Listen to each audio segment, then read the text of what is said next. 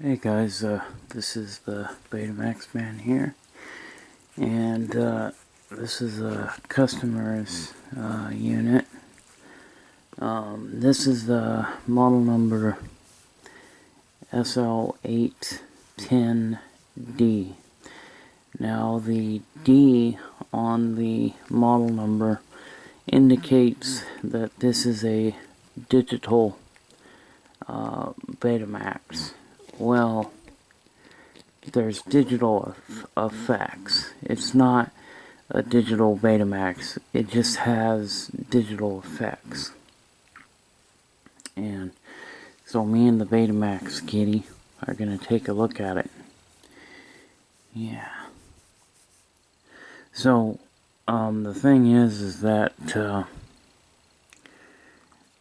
the customer's complaint on this one is that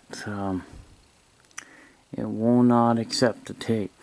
So I'm gonna have to determine as to why it's not accepting a tape. Now I'm kind of wondering, maybe this has got a voltage regulator that's bad on it, because the thing is, usually when they won't accept the tape, it's because there's no power getting to the mechanism.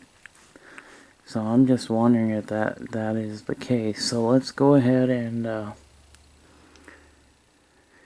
get the thing plugged in, and we'll see what we got. We'll see what we got to work with. But so let's get the cord here, plug it in, and we'll determine as to what's going on here. So let's do that. Okay. Clock display. Do we have a power light? Yeah, we do. We do have a power light. Okay. So we don't have a voltage regulator problem. Now, the regulators in these are different. They're not the 5441. I believe they're 5478. I believe is the chip on these, but this does not have a regulator problem, because you can see all the lights are lighting up. So we'll see what's going on in a minute. Let's take a look at it just for a minute here before we take the top off. I'm going to take the top off before I try putting in a cassette. So we've got a super beta on or off. You can see that. And what speed are we in? Well, we've got a beta 2 or beta 3 with a button. Let's see, this one, edit switch. So that's pretty cool. So let's take the top off, and we'll try to put a cassette in and see what happens, because it could be that there's a switch that's just not activating. However, this is the 711B3 chassis. Now, is it a B3.1 or a B3.2? B3.1, where is the capstan, moves the capstan and both the take-up and supply reels. And the B3.2, they eliminated the capstan doing the take-up and supply reels. They went back to the direct drive motor with a pendulum gear for the reels. But this should be the B3.2, I think. So let's take a look. Top is off. We'll do a visual inspection.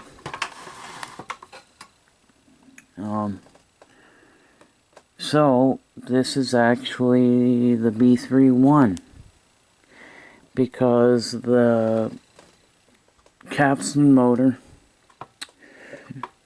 drives the take-up and supply reels, and I can tell that just by looking at the pendulum gear.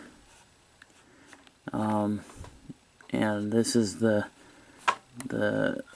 earlier B3 chassis. So let's get let's see where I'm gonna put my cassette. There we go. So let's get a cassette and we'll see what's going on here.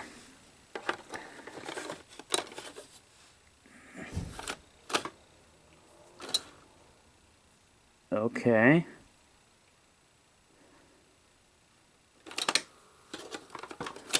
Now it's stuck.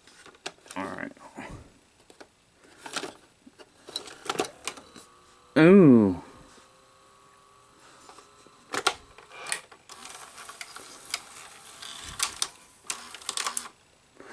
Okay, well it does accept the tape, but not really. You have to kind of help it to get it in, but yeah, okay, so that's why he was because actually he's right, it didn't accept the cassette because, well, it did suck it in a little bit, but because there's some broken gears on here, so let's just see if it plays.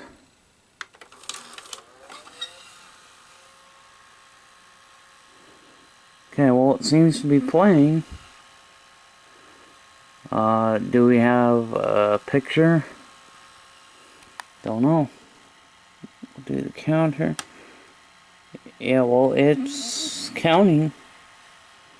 Seems like it's working. So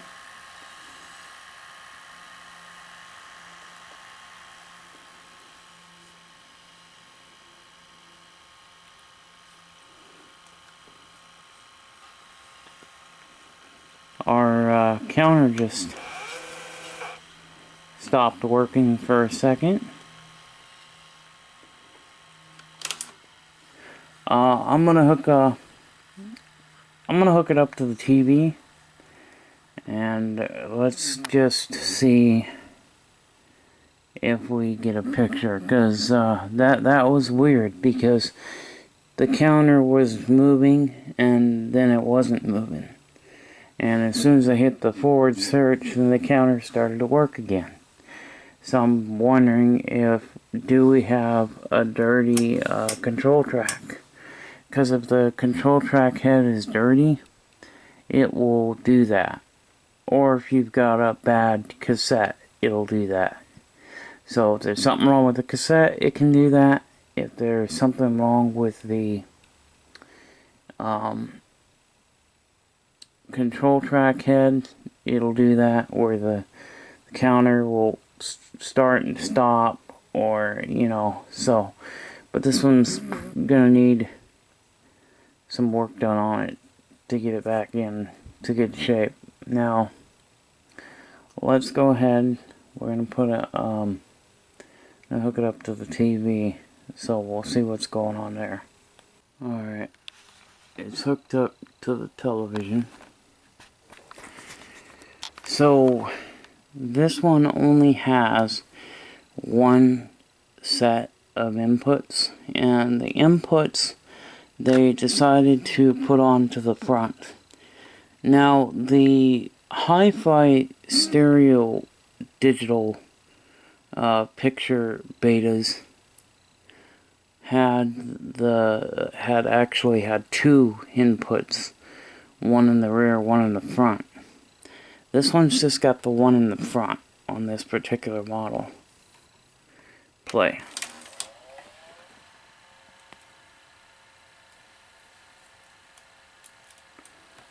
Ooh. What's going on there? It's chewing my tape.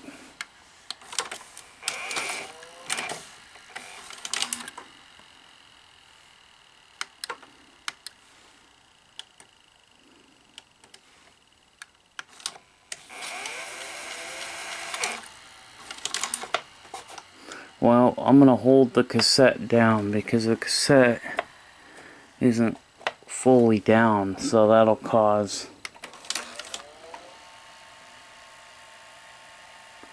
problems too, but okay.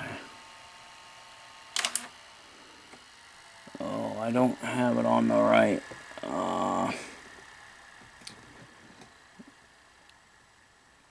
input.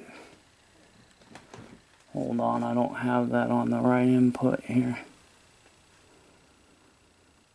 See, I think I can use the remote to put it on the right input here.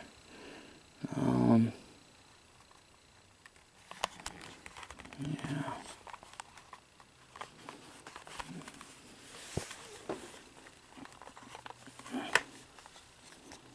Where's the input at?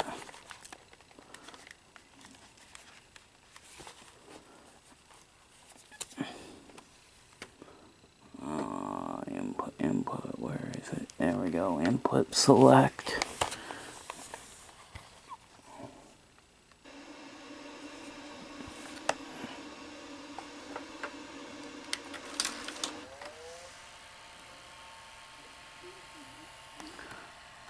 We got a picture, not a very good one. And there goes the tape counter again.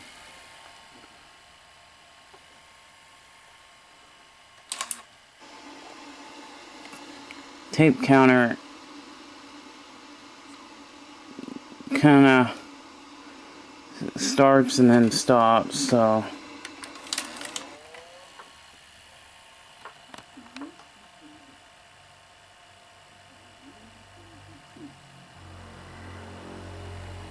yeah, so it's pulsating.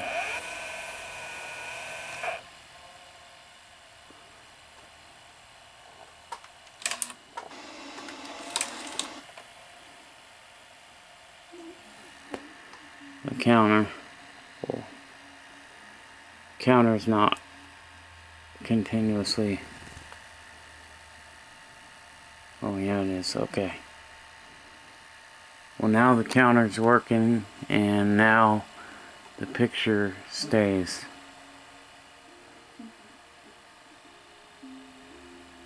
Not very good picture because probably the... Nope. There it goes. Counter just stops.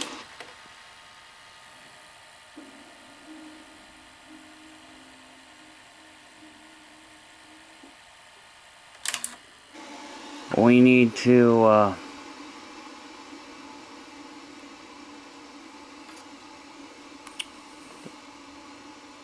change the caps on the capstan motor.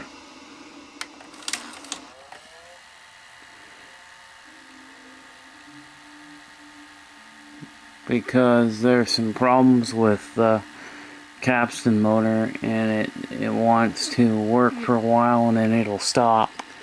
I don't think it's the tape, but it very well could.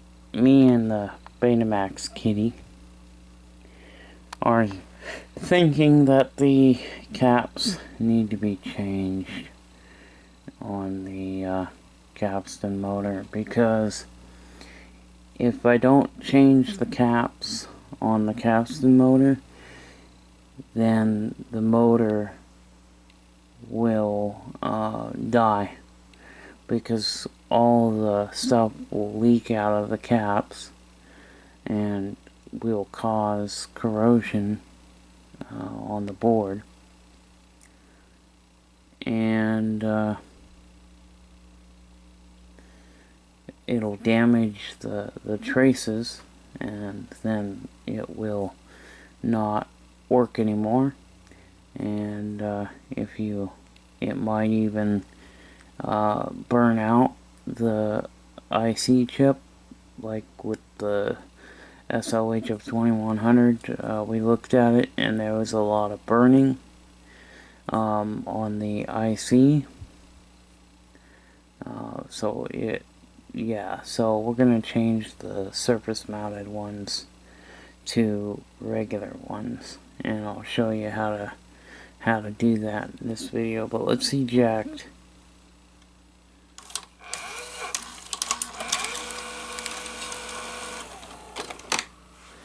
Only half of the cassette's coming up, so yeah. So it's a pretty common problem with this particular one.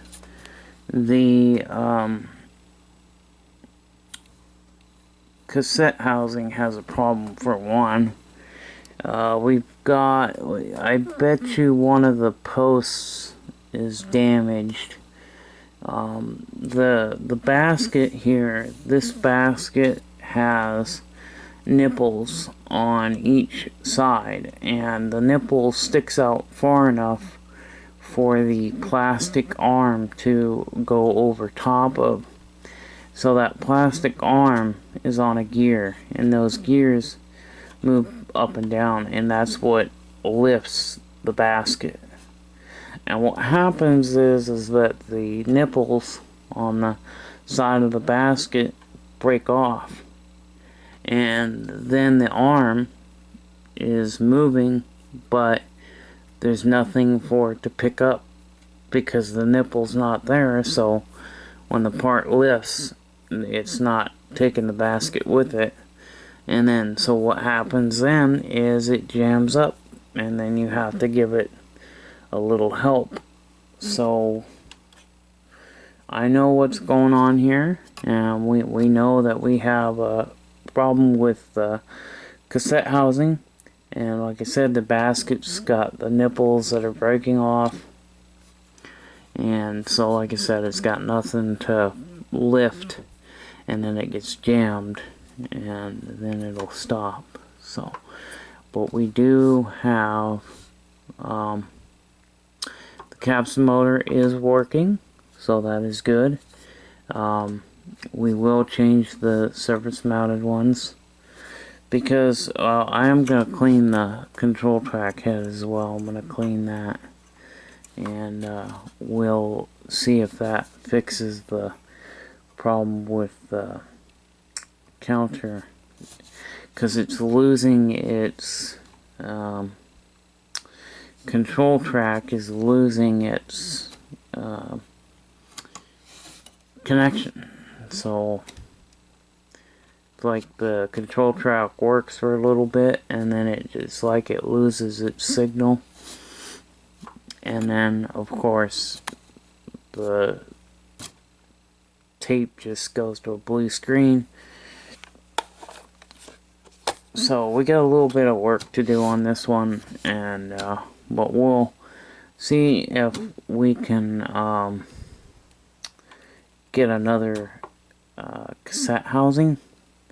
So we'll get another cassette housing put in, and then we can tackle the capstan. Now, as for the picture being bad, I believe it's just tracking adjustment on here. That's why the picture's bad. So we just need to adjust the tracking. And a lot of people actually do forget about the fact that you've got to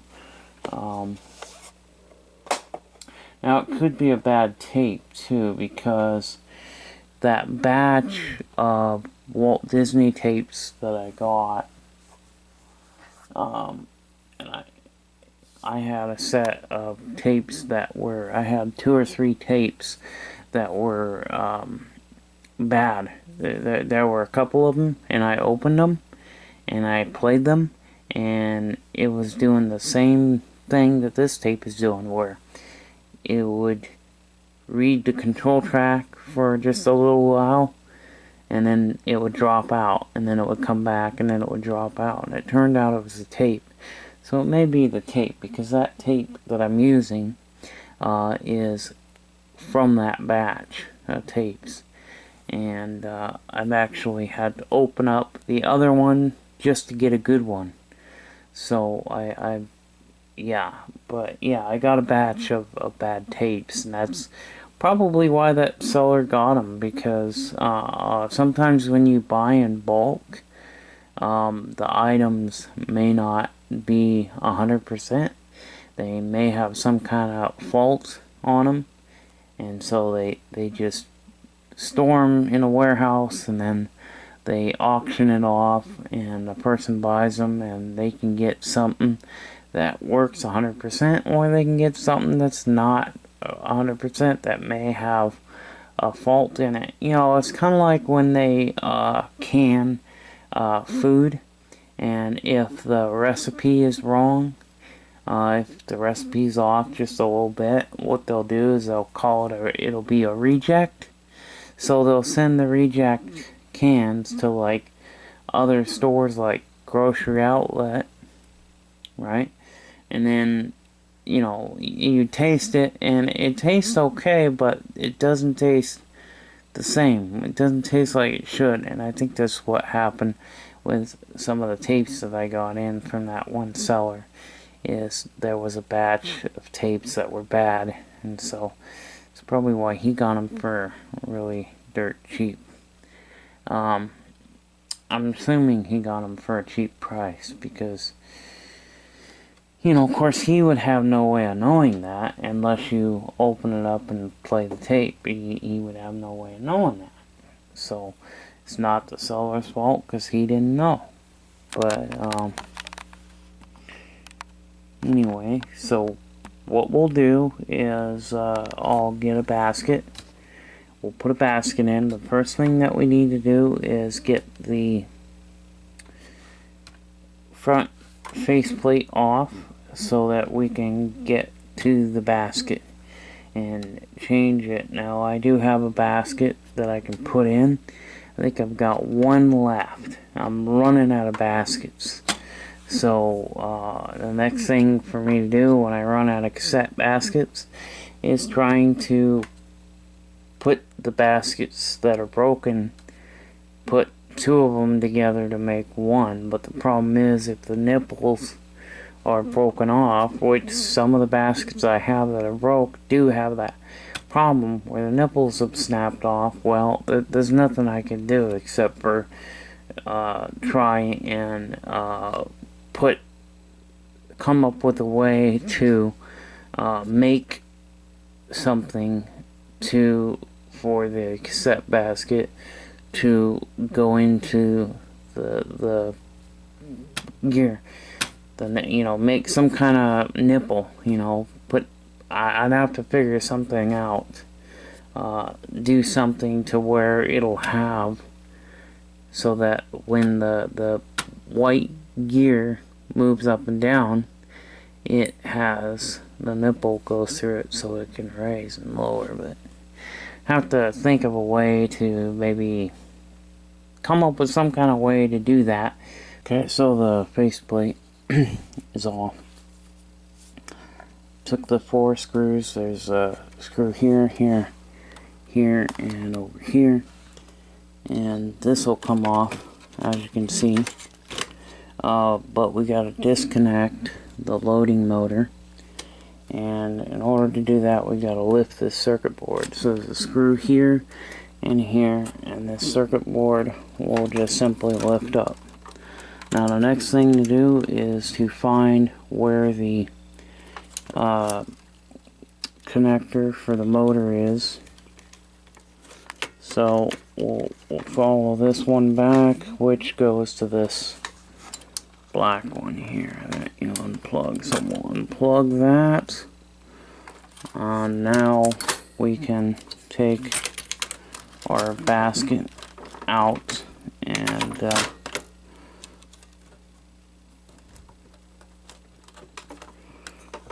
it's got a wire.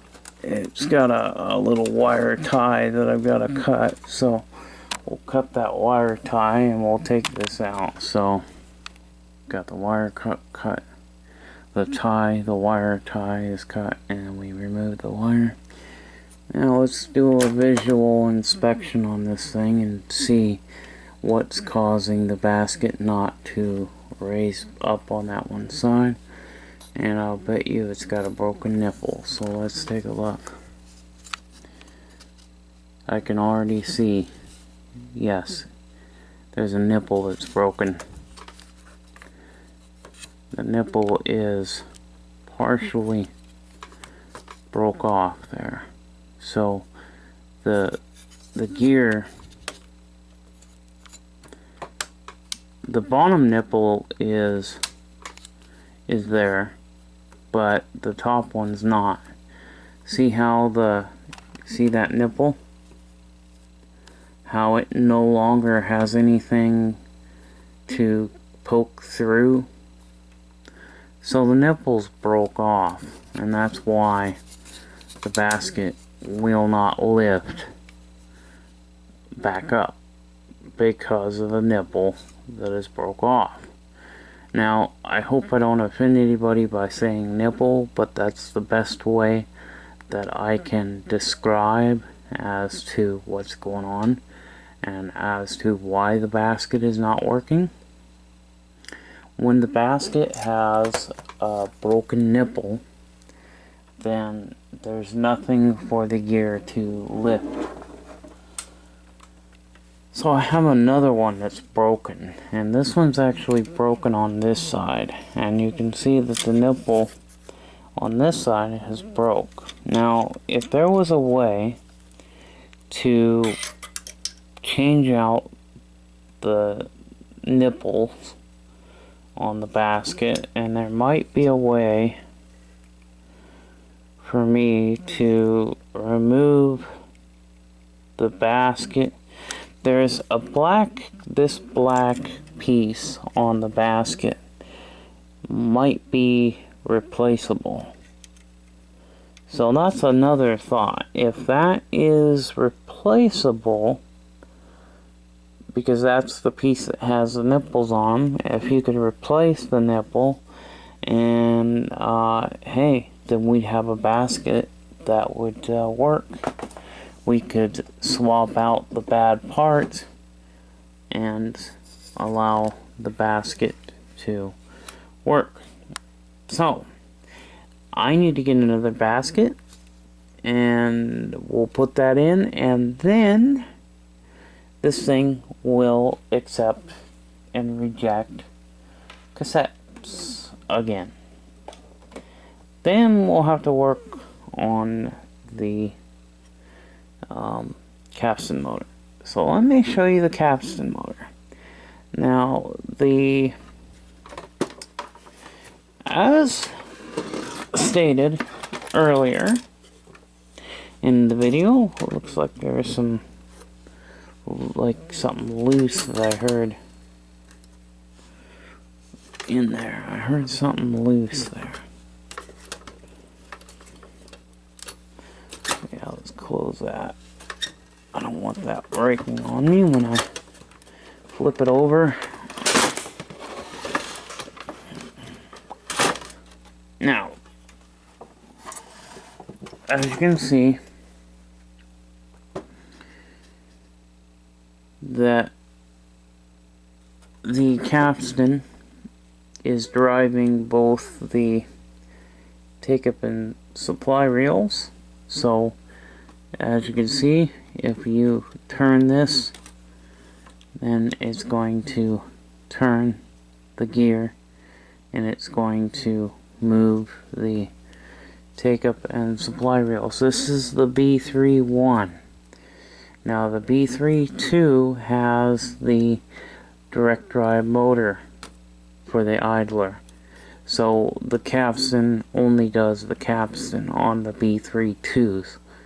See, they had a 711 B2 1 and a B2-2. And then they have the 711 B3-1 and a B3-2. And because they've done changes to it, but the chassis is the same, but they've done just slight changes. And in this case, where this has got the B3, the first B3 chassis, which made the capstan drive the take-up and supply reels. Now, when I turn the capstan, watch what happens, and you'll see that the reels will move. I wanted to show you guys this because you guys may not know this.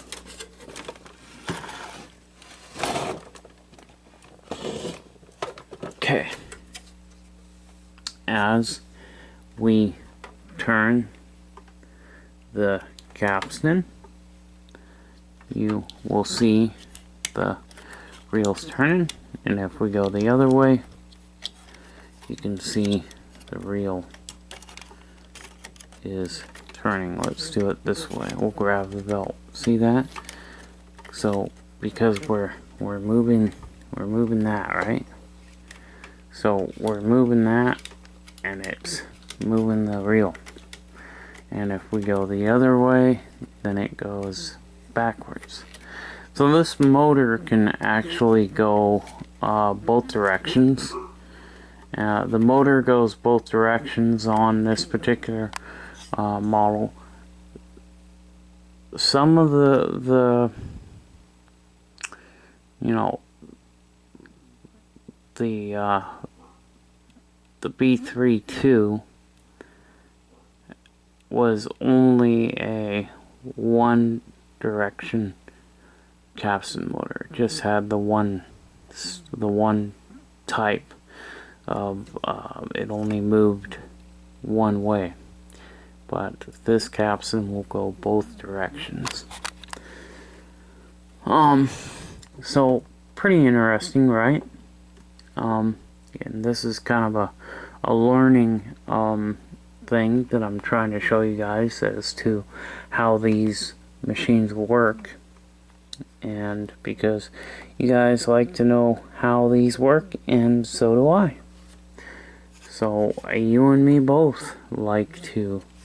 And isn't this interesting? The connector on this beta machine is the way that they've connected the two boards on the Super VHS machine that Sony that I have. It's because I've got an SLVR5UC, which uses the same connector to connect the two boards. Interesting. So there was a lot of integrating parts to their VHS decks, but we know that the beta decks were the superior of the two formats. So yeah, that. And how did I know that this was the B31? Just by looking at the pendulum gear. The pendulum gear looks different on the last generation B3. So the last generation B3, the pendulum arm is different in shape, and that's how you can tell if this is the earlier B3 or the later B3, which I call B1 or B31 or B32. So with this being said, what do we gotta do? Well, we're gonna have surface mounted caps. So if we pull the this cover off, I typically never put these covers back on because they're a pain in the butt. But why do they have them there? Well, they're there to keep anything from pushing up against the capstan. So I don't think that could happen because you've got the metal parts that these brackets that mount to the chassis will keep anything from pushing up against the capstan, because you can see that this is where the bottom panel stops. So it's not like anything can push down into there. But so I don't know why Sony put these on there, but they did. But we'll remove this, and we'll show you all the surface mounted caps that they have.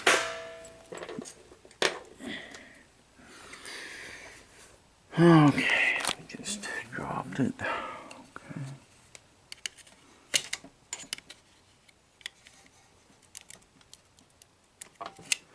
I might have to have two hands to pull this off. But these plastic pieces are a pain in the butt to take off.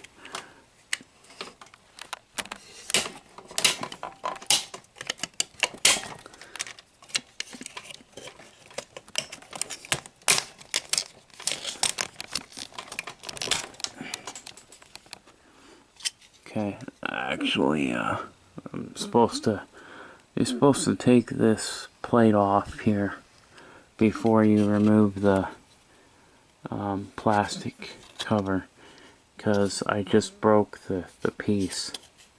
There's a piece that just snapped off here, and because there's a piece that actually goes all the way around that connects, but we just busted it off. So as you can see, there are the three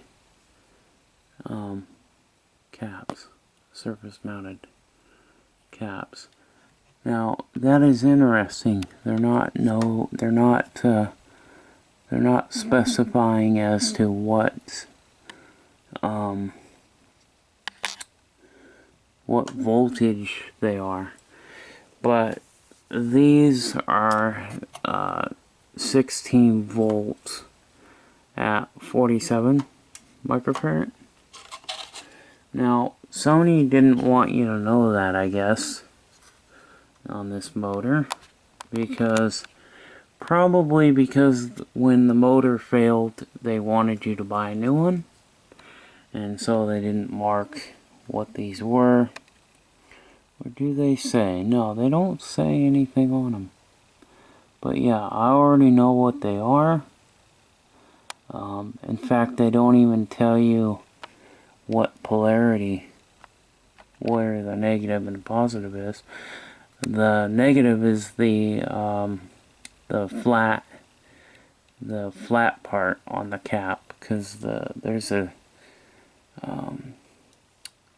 so I'll show you that later. But yeah, there's and these caps can be a bear too.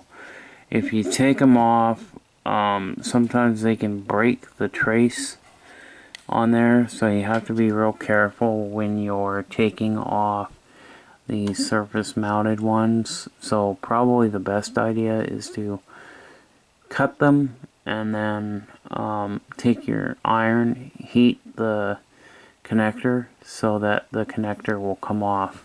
Because I have used a pair of pliers and twisted them and broke them off, but I've also had done that where in the past where I've done it and then it broke the trace as well. So I don't want to break the trace, so I'm actually gonna take my cutters and we're gonna nip off the cap, and then we'll heat the pins, and I might be able to just heat the pin up and lift them off without cutting them. Might be able to just kind of heat the trace, disconnect, go on the other side, heat that trace, disconnect it, and they'll come off. So yeah, Sony didn't want you replacing those caps. They wanted you to buy the whole entire motor. So if this motor, when it went bad, they sold you a new one, and you put a new one in. Here's the new basket. You noticed how on this one you can see that this one has a nipple on it, which is poking through so that loading arm can lift and lower the basket. And on this side you can see, because they stick out quite a bit, and you can tell that okay, hey, that's how they are there. So let's drop the new one in.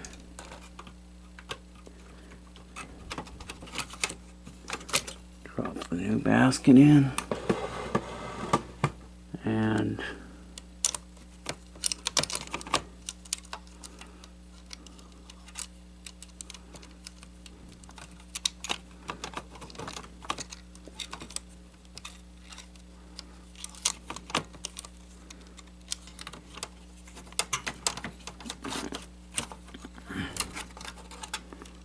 get the wire out of the way first.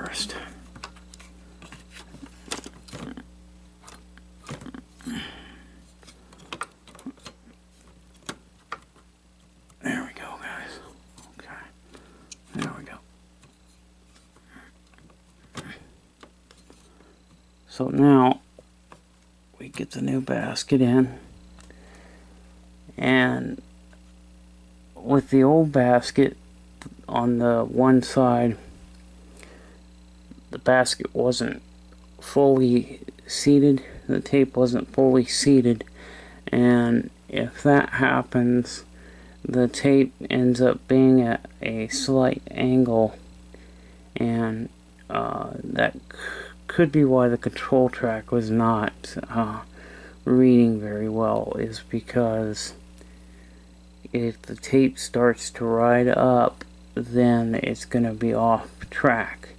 The scanning head can't read it correctly, and so then what happens is that the counter stops working and we don't get a picture because it's not tracking. Now what we're gonna do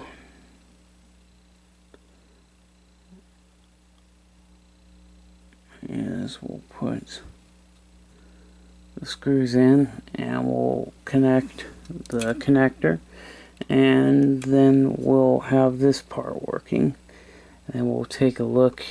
We're gonna clean the control track. I'm gonna clean the control track, clean the heads, clean the capstan. We'll put in a good tape and we'll see what that does, and we'll see if the control track stays stable. Because I'm thinking that maybe because the tape wasn't fully seated, it might have put the alignment out just enough to where, and it may have an alignment to begin with, but then the tape slowly starts rising up and then it's not in alignment, and so that could have been causing some of that problem. So, but at least this one doesn't have as much problems as some of the other ones that I've had come in for service. You know, like the 5000, where it had multiple things wrong with it because somebody had been messing with it, and kind of the same situation with the other one. So sometimes it's better if the customer doesn't try to fix it themselves, and sometimes they can cause more faults when they don't know what to do on how to repair them, and sometimes they can cause more problems. So if it's a situation where you feel like you may not have enough knowledge to know what to do to fix them, it's better to leave them with somebody that can, like me or a different guy that knows how to repair these and knows what to do with them. So sometimes it's better to do that. So if you ever feel like you may not have enough knowledge to know what to do to repair it, it might be better to, oh hey, look at that. Our wires just come off. Okay, well now I've resoldered the wires, and you'll notice that yes, I marked where the wires go. But there we go. Got fresh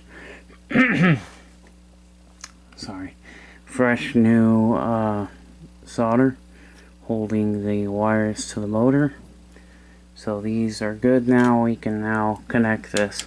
So the wire basically gets moved a lot of times sometimes, and it can cause the solder gets old, and sometimes the solder connection just breaks. There we go. Now I didn't realize this until I had a good look at it, but the connectors actually have a hole punched in the center where the wire can actually go in through the hole and solder it on, but I just soldered it just touching the two connections. I just soldered it this way, which is fine. There's nothing wrong with the way that's done. So now we can put the basket back in, and this time hook it up and not have the wire come off. So let's do that, shall we?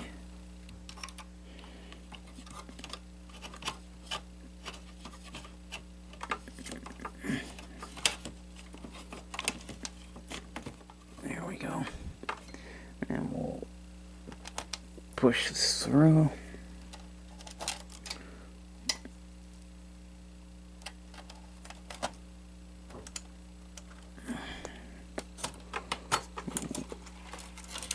And we'll plug it in. Yeah, so I cleaned the control track head and there was some dirt that came off.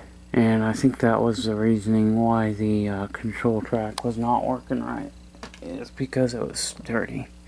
And you know, when these things have been sitting for years, you know, there's a lot of dust that gets inside of them, and I think that there was dust on the control track, and that was causing some of the problems. But I still think that, you know, because the tape was writing up just a little bit, and because the cassette basket wasn't working right, so the tape was writing up just a little bit, and then it was out of alignment, and so then the signal would blank because it couldn't read the control track. So anyway, but that's why the counter wasn't working, so stopped working. But let's try it now, so we'll see what it does, because now we have a good basket. And we also have the heads are cleaned and the tape path is clean, so I could put one of my known good tapes in.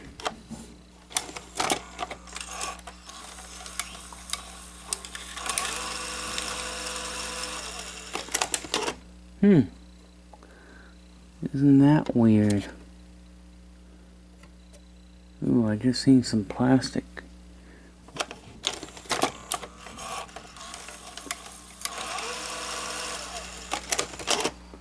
Huh. Wow, we have another fault.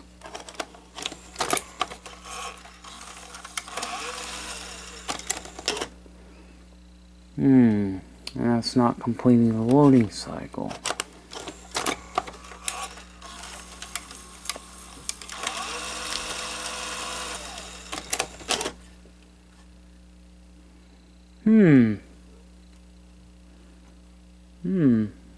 Could it be?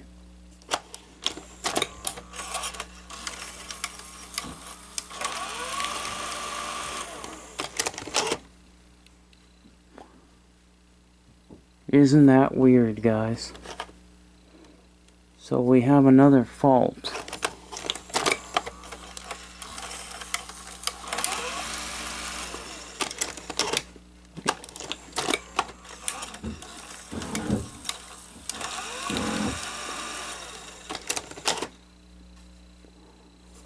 Seems like it's not loading.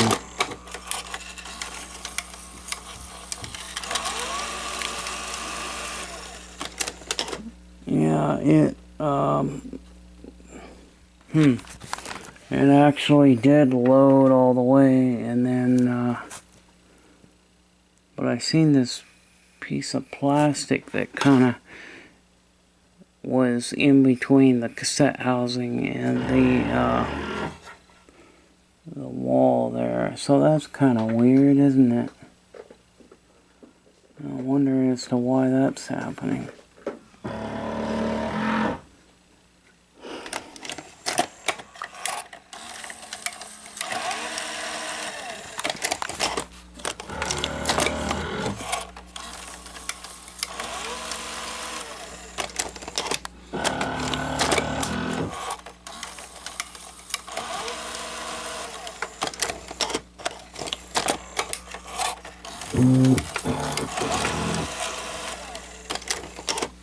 I wonder what's going on.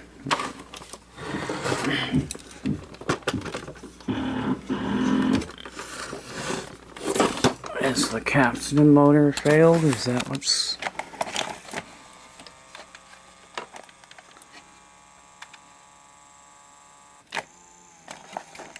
Oh man, did we break this cassette housing? Son of a bitch.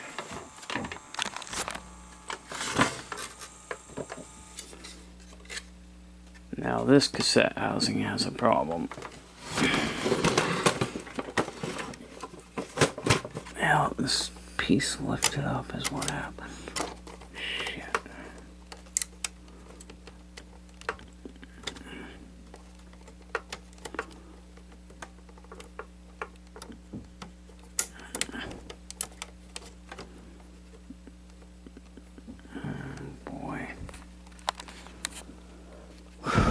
We got lots of problems on this one, don't we?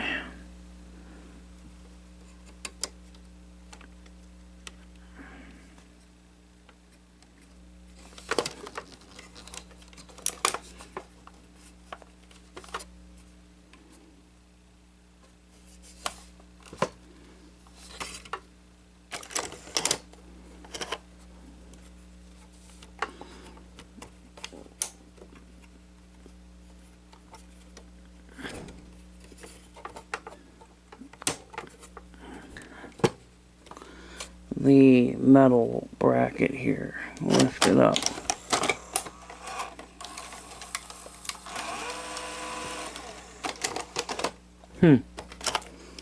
That's interesting.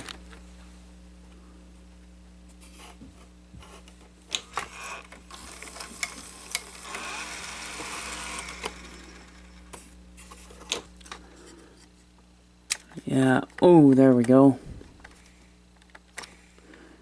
Got stuck. Okay, that was stuck. Why? That was weird. It was stuck. So let's try it now. I'm going to try it and plug it back in. We're going to try it now. I thought that, at first I thought the bracket might have got bent and was rubbing up against this, but it was just stuck. So let's try and plug it in and see what happens now when we insert tape, because I'm sure it'll work now.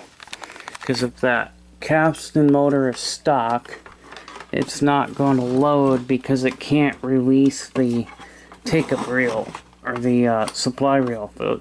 If the let's see how it does it. It's one of these reels. If one of the reels doesn't move, then it won't complete its loading cycle. So, and now with the capstan motor unstuck, we'll see now what we can do here. Let's see what we get, because that was acting really strange. Okay, so I think I've figured it out if we can ever get the damn wire to plug in.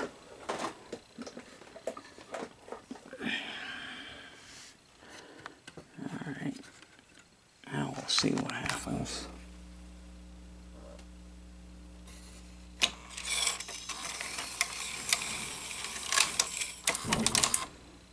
Oh man, there's a coil rubbing or something.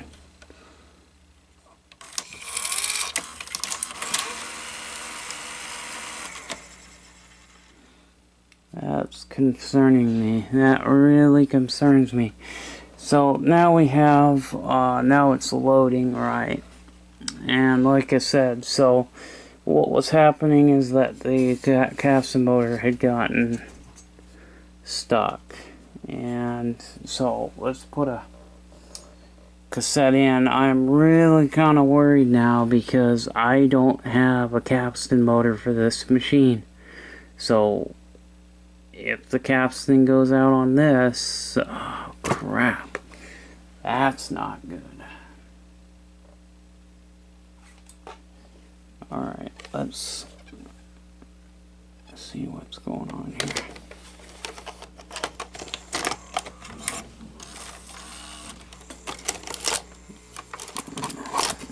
Oh no, not my tape.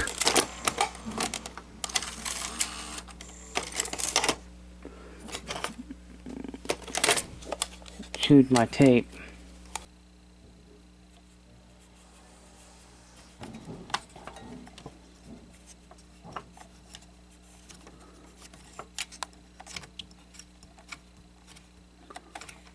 Oh man, I think there's a coil that's... We may have to glue the coil. I think there's a coil that's popped up, and I think that's what's going on. So, I gotta take the screw out. Let's get this bracket off. I'm gonna pull the capstan off. I've got a suspicion... Oh hey, here's part of the plastic piece that broke. That could be causing it. This is probably what's jamming it up. That's probably what it was. But it'll damage the motor too, so gosh, that freaking scares the hell out of me. So that's probably what it is, but let's pull it apart just to make sure that we didn't cause any damage to any of the coils. Okay, so we've got the bracket off, and we're going to pull the motor. I think that was the cause. I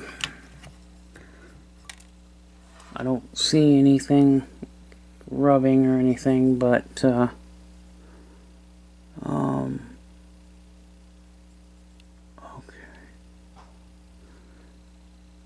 See all these, you see you see all these little teeth. So what I was thinking of is, you see all these little teeth here, and sometimes they can break. Sometimes this plastic part can actually break free from the capstan, and what can happen is it'll slip, and then it won't load. So we don't have anything wrong. I think what was going on. So this plastic piece was down in there. Remember when I said I seen a piece of plastic between the cassette housing and this piece? Well, it was a piece of plastic from the shielding cover this was the little plastic cover. So I think this was wedged in there. It wedged itself in there, causing the motor to not turn, and that was why it was doing that. So, and this particular deck will not load if the capstan's not turning, because it won't thread or unthread. So we know that this is okay. So we know the coils are okay. They're not damaged. Thank God for that. But I never should have took that cover off until I removed that bracket. I should have removed the bracket before taking the cover off. And the plastic got wedged in there and was causing it to get stuck. So, but we do see the solder connections. You can see that there is some corrosion here. So this capacitor has been leaking. We're going to change that before we do anything. Let's get these changed, because see, here's another one that's leaking. See the corrosion? So I'm going to get a Q-tip. I'm going to clean the corrosion off. We're going to change out these capacitors. And then we'll clean the stuff off of there. You can see that one of the traces has started to become damaged due to the leaky caps. let's get these bastards off and get these changed, because this is what's causing some of our issue as well. But let's just confirm that the capstan motor will freely, because you see what's going to happen is this one's going to completely die, and it doesn't matter what we do to it, it won't work. So we have to change those now, and we have to clean those traces right away before it eats away at the trace.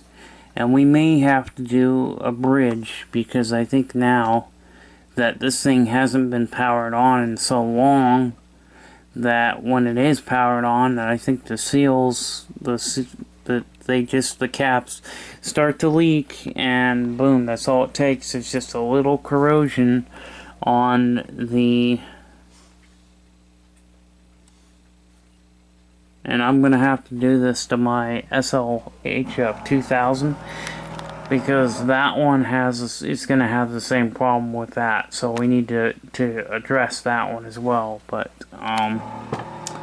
man, okay, so this is now freely spinning. So okay, so yeah, I've gotta take care of this right away, because I shouldn't have been running this machine with those surface mounted caps on it. But now what I'm gonna do is I'm gonna give them a little twist, and we're gonna take them off. But I might just cut away at them so that they don't get damaged. But okay, this is gonna end part 1, and we'll pick back up with part 2.